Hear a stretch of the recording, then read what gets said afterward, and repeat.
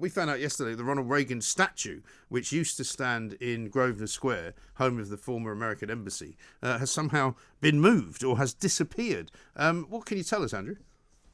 Well, I was there for the unveiling of that statue around 10 years ago. Right. And Ronald Reagan, you'll remember, Mike, but many people may not, but he was a very special president. He was a great friend to the United Kingdom. He helped, along with Margaret Thatcher, to end the Cold War, which threatened the freedom of all of our nations around the world.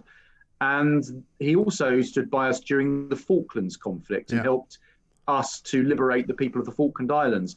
You know, he was a great champion of freedom and of free enterprise, and he was our best friend in the 1980s with Margaret Thatcher. And we had this wonderful statue unveiled in his honor in Grosvenor Square near the American Embassy. American Embassy is now moved. The statue's been taken down and it's apparently in storage somewhere. It's not being displayed anywhere. Right. Now, I think that is completely wrong. He should be honored and he should be restored in a prominent London location. And I have suggested Parliament Square, but the bad news is that's down to Mr. Khan. Yes. Apparently, according to Boris, Mr. Khan decides these things. So we haven't got a lot of hope, I don't think. Well, I mean, that's the problem, with Sadiq Khan in charge. That is the problem. But what is it about that statue? I mean, would that have been the mayor's office that took the decision to remove it from Grosvenor Square? Because I'm not only old enough to remember Ronald Reagan, I actually was inside the Ronald Reagan White House because I covered Charles and Diana's trip to the White House in 1985.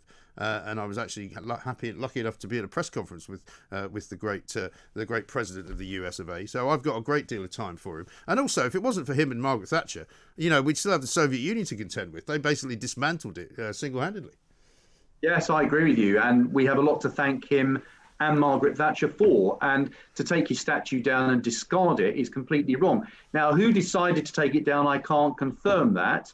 I do understand that Grosvenor Square and that area is now more of a construction site. Yes, I can vouch for that. Last time I was there, which was I think sort of last summer, it was very much a construction site because they're dismantling that amazing old building that was the US Embassy. Exactly. So maybe it's been taken down for safekeeping. But my point is that now the American Embassy is gone, I don't think putting it back in Grosvenor Square is the right decision. I think that we need to put it somewhere more appropriate, more prominent.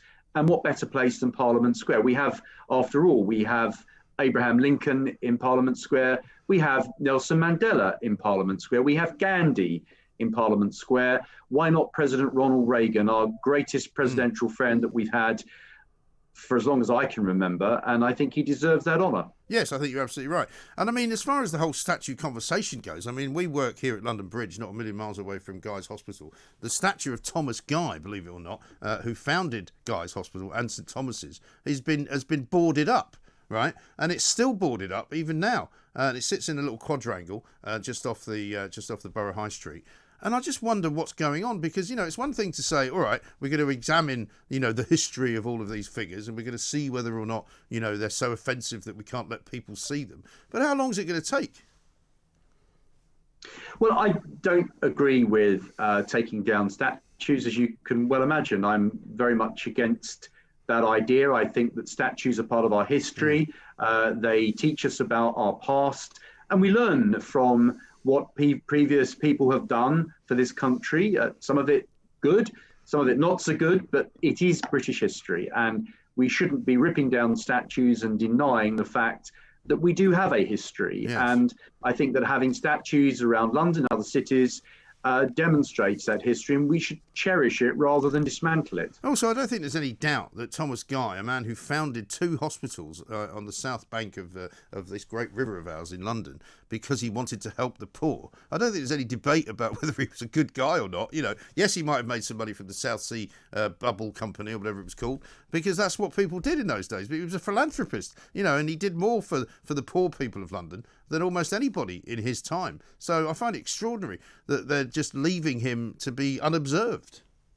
I agree with you. And the problem is, Mike, that you will probably be able to look at every single statue and every single painting and every single book and find something about someone in all of those things which offends someone somewhere. Yeah. And in the end, you're going to basically obliterate everything we've got. And I think this woke agenda, this cancel culture, needs to be stopped dead in its tracks. It really does. But how are we going to do it, Andrew? Because, I mean, we do our fair share here at Talk Radio. We try and ridicule it as much as we possibly can. But it is a very, very far-reaching problem that we now have in our society. It started off in kind of universities and everybody ignored it. But now it sort of reaches out and its tentacles are everywhere. And we were talking this morning about Richard Dawkins, who's had a 25-year-old award where he was named Humanist of the Year taken away from him because he made some comment on Twitter that somebody didn't like. Look, it's getting out of hand, out of control. It represents a tiny minority of people.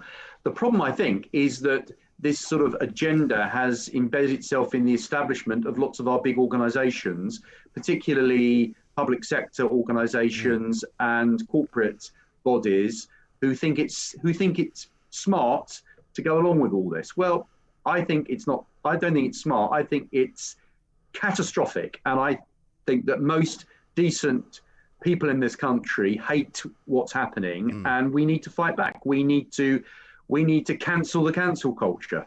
Yes, and I think you'll get a lot of support for that. I mean, the Conservative Party is already way ahead in the polls, not least due to the appalling behaviour and inabilities of Captain Hindsight, as we like to call him. Right, Andrew, listen, great to talk to you. Thanks very much indeed. We'll see what we can do to get Ronald Reagan put up in Parliament Square. I'm certainly with you on that one.